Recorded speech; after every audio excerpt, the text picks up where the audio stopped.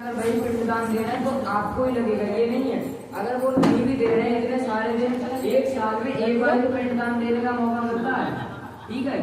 एक बार में एक ही कनाना डाले उन्हें आपको तर्पण देना होता है एक साल में। अब इतने दिन क्या भूखे रहेंगे? ऐसा नहीं होता है, भूखे नहीं होते हैं इतने दिन तक। जो भी वृंदावन हो गया, ठीक है, मथुरा हो गया, वृंदावन हो गया, काशी हो गया, और जितने भी अलग अलग दिव्य तीर्थ स्थान है, वहाँ पर अगर लोग दान देते रहते हैं तो उन दान का जो हिस्सा मिलता है अगर आप लोगों को भी मिलता है, जो आपके पेट में जाता है, क्योंकि 365 दिन में सिर्फ एक दिन तो आपको तर्पण मिलता है अपने घर वालों से, तो उसमें थोड़ी पूरा एक साल का हो जाएगा। तो जितने भी अलग अलग दिन होते हैं तो उसमें आपको थोड़ा जो बचा कुचा मिलता है वह उन लोगों का ही मिलता है जो दान करते हैं लोग। जैसे परिक्रमा मार्ग में वृंदावन में जाइए, परिक्रमा मार्ग में एकादशी को और बाकी अलग अलग तिथियों को बहुत सारे लोग बीच रास्ते में दान करते रहते हैं। कोई पानी पिला रहा है जो चल रहा है परिक्रमा करने, कोई उसको पानी पिला रहा है, ठीक है, कोई शरबत बांट रहा है, कोई अलग अलग चीजें वस्तुएं खाने की, फल या फिर जो भी होता है ऐसा बांट रहा है, ठीक है। तो उससे जो है पुण्य कमा रहा है, तो पुण्य जो कमा रहा है फिर आपको भी मिलेगा ही। अगर आप नरक में गए हैं तो जो आप भूखे रहते हैं वहाँ पर आपको कुछ तो खाने को मिलता नहीं है, तो उनका दिया हुआ दान जो होता है, पुण्य जो होता है, आपको भी खाने को मिलता है ताकि आप भूखे ना रहें। स्वर्गवासियों को गया, स्वर्ग में चले गए, उन्हें तो आराम से कभी खाने को मिल ही रहा, अगर मार्ग नहीं मिलता, कल्प वृक्ष के सामने गए, पेड़ के आगे, वहाँ पे जो उनके मन में आया वो उनसे मांगा और तुरंत ही मिल गया सामने, उन्हें किसी चीज की दिक्कत नहीं होती। जो नरकवासी होते हैं उनको ये सब नहीं मिलता खाने के लिए, इसलिए उन्हें जो दान देते हैं वे लोग उन्हें मिल जाता है। तो सनत कुमार जी कहते हैं कि हे मुनि, अपना किया हुआ शुभ अशुभ कर्म बिना विचारे विवश होकर भोगना पड़ता है। यानी आपको ये नहीं पता होगा कि हमने क्या क्या किया है, आपने जितना पाप किया होगा उसके हिसाब से आपको बहुत ही ज्यादा दुख भोगना पड़ेगा। ये नहीं कि आपने जो पाप किया हमें उसी के हिसाब से मिलेगा, फल मिलेगा, ऐसा नहीं है। अगर आपने किसी कुत्ते को मारा है तो मार तो आपको जरूर पड़ती है, परंतु आपको कुत्ता भी वही पर खाता है। अगर आपने किसी कुत्ते को मारा है तो ये नहीं है कि आपको भी मार ही पड़ेगी, वो जो कुत्ता है वह आपको काटने के लिए वहाँ पर आएगा, आपका मांस खाने के लिए वहाँ पर खड़ा रहेगा और आपको खाता रहेगा, आप जीवित रहेंगे। आपको जिंदा किसी का कोई मांस खाने लग जाए कुत्ता, किसी को काट ही ले तो उसे कितना दर्द होता है, कितना डर लग जाता है। अब वो वहाँ पर उसके प्राण तो निकलते नहीं, उसका सामने सामने वो मांस खाता जा रहा है, वह रोक भी नहीं सकता, रोकेगा कहाँ से? इतना ताकतवर होते हैं जो यमदूत होते हैं, उसके हाथ भी पकड़े होते हैं, बेचारे को खाते रहता है वो कुत्ता, वो मतलब लेता रहता है।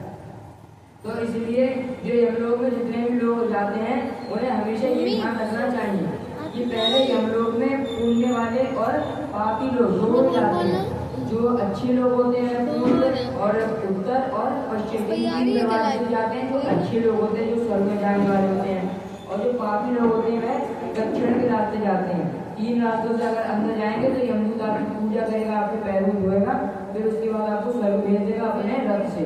नरकवासी होते जैसे गेट के अंदर घुसेंगे जब तक आपको एक से इतनी पीछे से डंडे पड़ेंगे, आपको लेटा दिया है मारते मारते, बिल्कुल आपको मारते जाएंगे, बिल्कुल आप कितने भी चिल्लाते रहो वहाँ पे आप माफी मांगो कि मुझे माफ करो, कोई वहाँ पे सुनने वाला नहीं है। जब तक आपके पाप खत्म नहीं रहा तब तक आपको मारते ही रहेंगे। और कहते हैं कि वे जो मनुष्य होते हैं फुलवाड़ी जो लगाते हैं और वे पुष्पक विमान में यात्रा करते हैं, देव मंदिर बनाने वाले और उस पर मार कर घर के भीतर पीड़ा करने वाले जो लोग होते हैं, और यतियों का जो आश्रम होता है वहाँ पर निर्माण कराते हैं, तो उन लोगों को कभी भी बहुत कमी पुण्य मिलता है।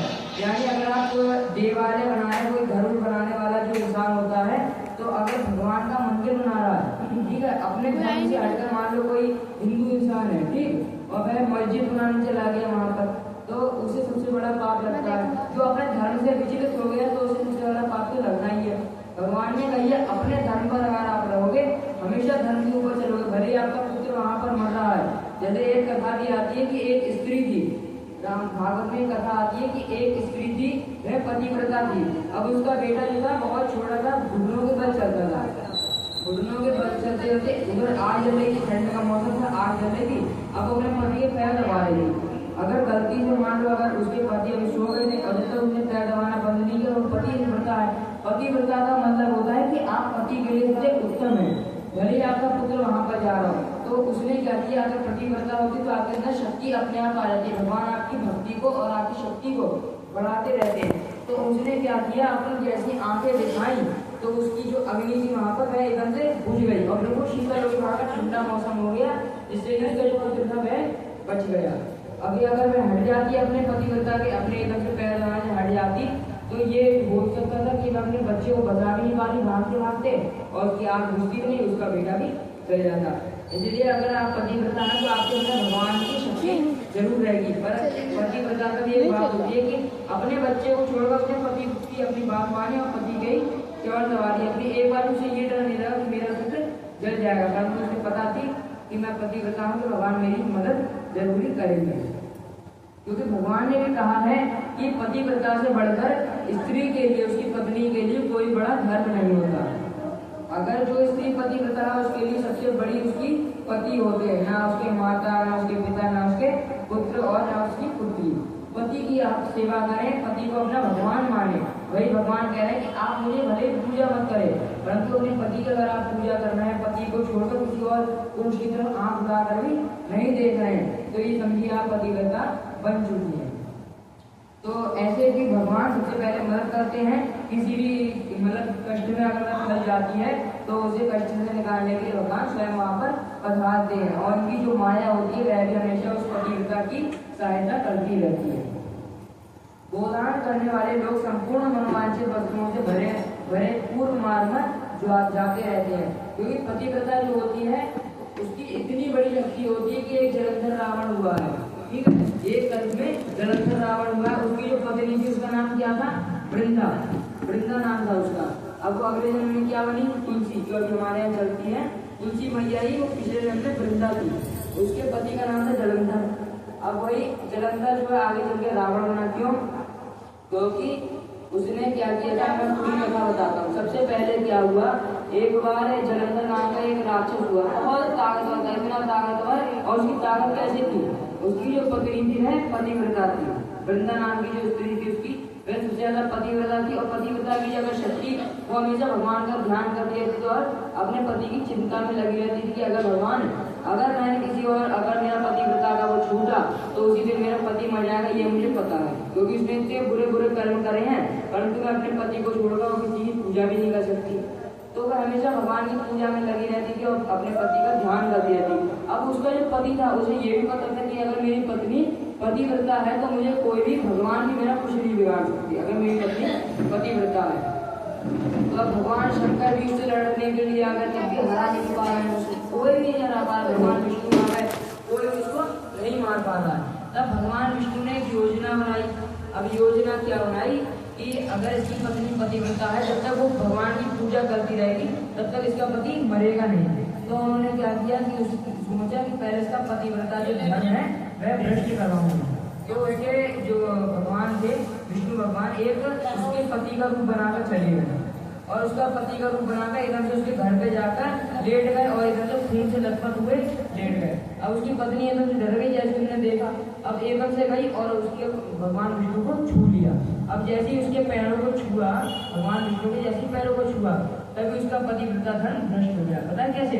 क्योंकि पतिव्रता का ये भी होती है कि अगर किसी और स्त्री के अपने पले पिताजी हो उसके, अगर अपने पिताजी के अगर पैर छू लेती है तो उससे उसका पतिव्रता का जो धर्म होता है टूट जाता है। और उसने भगवान विष्णु के जैसे पैर छुए, उसका पति वहां पर भगवान शिव ने जैसे त्रिशूल मारा, तुरंत ही वहां पर मर गया, क्योंकि अपना पतिव्रता धर्म से भ्रष्ट हो चुकी है। अब वह अपने असली रूप में आ गए। भगवान विष्णु आप बोले कि तुम्हारा जो पति है वह अब सच में मारा गया है, मैं तो भगवान विष्णु था, तुम्हारे पति ने हम लोगों को बहुत कष्ट पहुंचाया हुआ था, अब तो उसे तुम्हारी प्रतिज्ञा से हटाने के लिए, उसे मारने के लिए तुम्हें पतिव्रता धर्म से भ्रष्ट करना चाहता था, अब तुम्हें कर दिया, तुम्हारा पति मारा गया। अब वो एकदम से क्रोध में भड़क उठी, बोली कि तुमने मेरे पति को मरवा दिया, भले आप भगवान हो तो आप कुछ भी करोगे मेरे पति के लिए, ठीक है, वो मेरे पति है, मेरे परमेश्वर है, मेरे भगवान है, आपने मेरे सामने मेरे भगवान को मरवा दिया। तभी एकदम से उन्होंने श्राप दे दिया कि आपने जैसे मेरे पति को मुझसे दूर रखा है, वैसे अगले जन्म में जो मेरे पति हैं वही अगले जन्म में जो भी कुछ बनेंगे तो आपकी पत्नी को भी छुड़ाकर ले जाएंगे और आपसे दूर ले जाएंगे, तब आप अपनी पत्नी के वियोग में रोएंगे। तो भगवान विष्णु का जो अवतार हुआ था वह राम के में हुआ था, और जलंधर जो हुआ था वह रावण बन गया था, जो कि उनकी पत्नी को हरकर ले गया था। और हरकत ले जाने का मतलब है कि उन्होंने ध्रुव हुआ और वो सच में ही हुआ था। फिर उन्होंने भी वशिष्ठ भगवान ने क्या किया, अगर तुमने मुझे एक अगर वो दिया है जो मतलब पाप दिया है, जो मुझे वरदान में जो ये दिया है, तो इससे मैं तुम्हें ये बुरा नहीं मान रहा तुम्हारी बात का, मैं तुम्हारी बात का एक अच्छा होता हूँ। तुमने तो मुझे श्राप दिया, परंतु मैं तुम्हें एक वरदान देता हूँ कि आज से तुमने जो भी पतिव्रता का जो धर्म निभाया था उसका तुम्हें परोपकार तो मिलना चाहिए, तुम्हें उसका अच्छाई तो मिलनी चाहिए। तो आज से तुम अगले जन्म में तुलसी बनोगी, जो कि तुम्हारे बिना कभी मेरा भोग भी नहीं लगेगा। ठाकुर जी कभी भी तुलसी के बिना भोग नहीं लगता है। तुम्हारे बिना कभी मेरा भोग नहीं लगेगा, तुम मेरे सिर पर चढ़ के बैठोगी, यानी शालिग्राम भगवान होते हैं, हमेशा उनके ऊपर तुलसी रख के भोग लगाना चाहिए। तो उनके ऊपर रख के तुम मेरे सिर पर चढ़ोगी और हमेशा मेरे ऊपर रहकर मैं तुम्हें अपने धाम में रखूंगा, अपने वैकुंठ धाम में रहकर तुम आराम से सदा सुख भोगोगी। तुम्हारा पति बुरा था तो उसे पाप मिलेगा, अगले जन्म में वह राक्षस होगा, परंतु अगर तुमने इतना बढ़िया कर्म किया तो तुम्हारे पति को जो है अगले जन्म में तो राक्षस बनेगा, परंतु राक्षस बन के मैं उसे जब अपने हाथों से मार दूंगा तो उसके बाद वह तुम्हारे धाम को यानी मेरे धाम को वैकुंठ धाम में तुम दोनों पति पत्नी के साथ अपने दोनों वहीं पर रहना, और जब तक सृष्टि खत्म नहीं होती, ब्रह्मा जी की मृत्यु जाती, तब तक तुम दोनों वहीं पर पति पत्नी रहकर आराम से रहना, कोई तुम्हें दुख पहुंचाने वाला नहीं होगा, तुम आराम से सुखी रहेगा। तो ऐसा कहकर भगवान हमारे चले गए। तो पतिव्रता के अंदर जो होती है इतनी शक्ति होती है, इसलिए अपने पति आज से अगर मान लीजिए आपने अभी नहीं किया, परंतु कथा सुनने के बाद अगर आप वह करती है तो अपने पति की सबसे ज्यादा इज्जत करनी चाहिए। अपने पति पर अपने जो घरवाली नहीं मजाक नहीं, सच में देखिए घर वालों को छोड़कर देखिए ज्ञान तभी आता है, ठीक है, जब आपको चोट लगती है तभी आपको ज्ञान आता है, ठीक है, और जब आपको ये बात कुछ पता नहीं होती है, जब आपको अक्षर का ज्ञान नहीं होगा तो आप पूरा वाक्य कैसे पढ़ पाएंगे। जब तक आपको अक्षरों का ज्ञान होगा तब तक आप पूरा वाक्य नहीं पढ़ पाएंगे। और जब आपको पतिव्रता की शक्ति होगा और पतिव्रता के बल का अगर आपको ध्यान नहीं होगा, जब आपको आज पता चल चुका है, तो उससे आप एक बार सोचिए कि अगर हम भी पतिव्रता होंगे तो कितना सही रहेगा। तो इसलिए अपने पतियों की कभी भी मतलब इज्जत हमेशा रखनी चाहिए, उनके कभी भी अनादर नहीं करना चाहिए। अपने पिता, अपने पति, अपने पुत्र से भी ज्यादा उनसे प्रेम रखना चाहिए, कभी उन्हें बुरा भला नहीं कहना चाहिए। परंतु भले उन्होंने कैसी भी आपको स्थिति में रखा है, भले बेचारे वो गरीब है, ठीक है, भले अमीर है, आपको ज्यादा समय नहीं दे पा रहे, परंतु आपको क्या होना चाहिए, अपने पति में हमेशा इज्जत रखनी चाहिए, कभी अनादर नहीं करना चाहिए। अगर मान लो गरीब है तो आप ये सोचते हो कि मेरे पति हैं, उन्होंने मुझे यहाँ पर गरीबी में डाल दिया, खुद तो इधर उधर घूम रहे हैं, तो ऐसा नहीं सोचना चाहिए। अगर उन्हें गरीबी मिल रही है तो अगर आप अपनी पति की पूजा कर रहे हैं तो आपको इस जन्म में भले दुख भोगना पड़ा, पर आगे आपको सुख मिलेगा, और सुख मिलने के बाद जब आप मर भी जाएंगे तो आपको भगवान के धाम को जाने का मौका मिलेगा, क्योंकि पतिव्रता जो होती है उसको हमेशा भगवान के धाम में भगवान अपने पास ही बुला लेते हैं। तो पतिव्रता की ये ताकत बताई गई है, जो कि भगवान विष्णु ने स्वयं अपने मुख से बताई है। व्यास जी कहते हैं कि जो पाद्य यानी भगवान के जो चरण होते हैं, अभ्य अंग यानी अंगराज जो होते हैं, और दीपक, अन्न और घर का दान करता है, उसके पास यमराज कभी भी नहीं जाते हैं।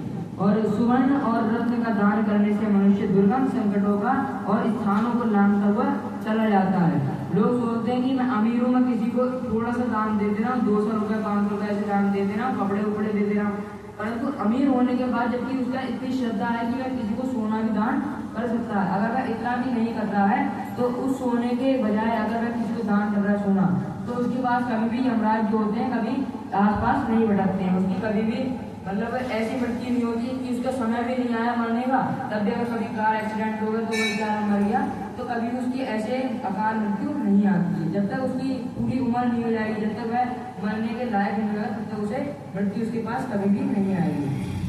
तो अगर माला दान करने से जो होता है, फूलों की माला दान करने से दाता सुखपूर्वक यमलोक में चला जाता है।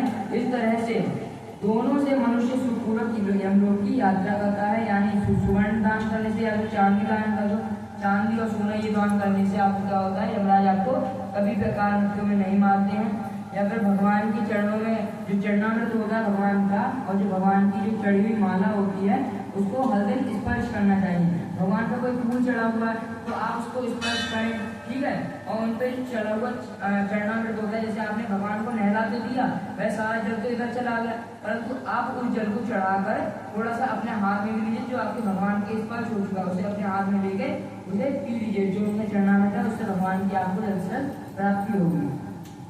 मुनि श्रेष्ठ, अन्नदान के समान दूसरा कोई दान नहीं होता है, यानी कोई सा भी दान हो, भले तुमने किसी को घर भी दान कर दिया, किसी को बहुत कुछ दान कर दिया, परंतु अन्नदान से बढ़कर कोई दान नहीं होता। अन्नदान महादान, ठीक है।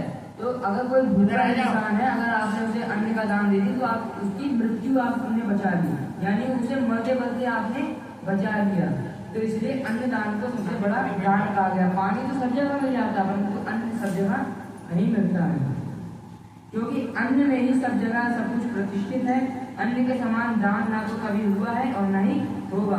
हे मुनि, यह संपूर्ण जगत अन्न से ही धारण किया जाता है। अगर हम लोग कुछ करते भी हैं, रुपए भी कमाते, तो अन्न के खाने के लिए लोग चलाते, अपनी जिंदगी अगर संभालते हैं तो अन्न के लिए। अगर हमने पास पैसा नहीं होगा तो अन्न कहाँ से आएगा? तो अन्न के लिए हम सब कुछ करते हैं, अपने जो अन्न के लिए अपना पूरी जिंदगी बिता देते हैं। तो इसलिए कहा गया कि अन्न को आपने जिसको दान कर दिया तो उससे बड़ा कोई दान नहीं होगा, क्योंकि अन्न ही सब में प्राण प्रतिष्ठित है, क्योंकि अन्न नहीं होगा तो आप में प्राणी कहाँ से रहेंगे। प्राप्त हुए अन्न की कभी निंदा ना करें और ना ही किसी तरह उसे फेंके नहीं। कुत्ते और चांडाल के लिए भी किया हुआ अन्नदान कभी नष्ट नहीं होता। कुत्ता अगर भूखा है, वह भले मांसाहारी होता है, भूखा, आपको पता है कि वह मांस खाता है, परंतु तब भी आप अगर उसे कुछ खाने के लिए दे रहे हैं, पूरी पूरी कुछ दे रहे हैं, तो अगर उसने वह खा ली तो उससे बड़ा कोई दान नहीं होगा। अन्नदान कभी नष्ट नहीं होता, यानी अगर कुत्ता वो नहीं भी खा रहा है तो आपने तो उसे दान कर दिया, उसकी इच्छा में खाए ना खाए, परंतु आपने दान कर दिया, तो अन्नदान कभी भी नष्ट नहीं होता। जो मनुष्य थके मादे हुए अपरिचित पतित को अन्न देता है, यानी जो बिल्कुल थक चुका है, जैसे मैंने आपको बताया वृंदावन में